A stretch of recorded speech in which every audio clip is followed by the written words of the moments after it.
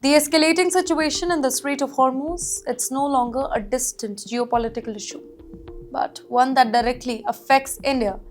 Ladies and gentlemen, at least 15 Indian-flagged vessels, they are currently stranded west of this critical choke point, following the United States' decision to enforce a naval blockade targeting Iranian ports.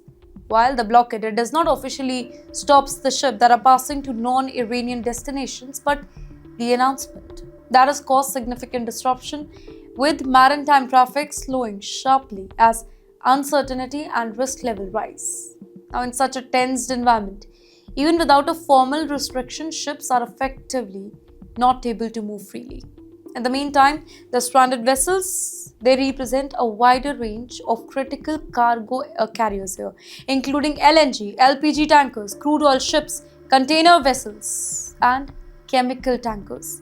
These are not ships, they are part of India's essential supply chain, carrying energy resources and goods that support the country's economy here.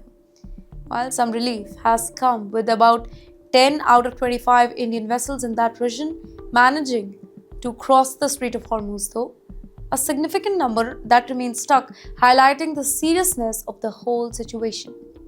In response, the Indian Navy, they have increased their presence in that region with at least 6 naval ships that are deployed near the Persian Gulf. These forces, they are actively coordinating everything, naval vessels, providing guidance, monitoring movement, and ensuring safe passage wherever it is possible. That's Indian Navy.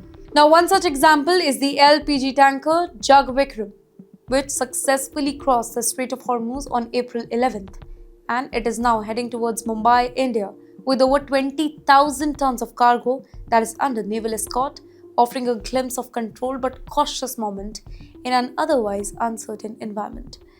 Ladies and gentlemen, the broader context is equally concerning though. Security agencies have reported nearly 30 incidents in the Gulf region in recent weeks, with multiple vessels targeted, underscoring the growing vulnerability here.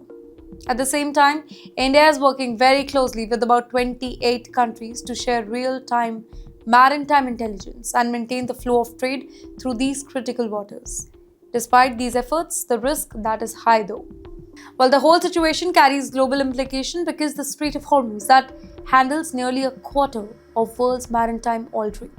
Any disruption over here, it can quickly impact the global energy market, increase the shipping costs, and increase the supply chain risk. Now, for India, which relies heavily on this route for oil, LPG, fertilizer import, the indirect effect, it could be significant even if shipments are not completely halted. In the meantime, tensions continue to rise as Iran has warned of retaliation against any attempt to restrict its maritime access. In fact, Iran possesses multiple ways to respond here, adding to concern about further escalation. So what began as strategic blockade, it has now evolved into a complex and high-risk standoff, with India caught in the middle of a rapidly changing situation.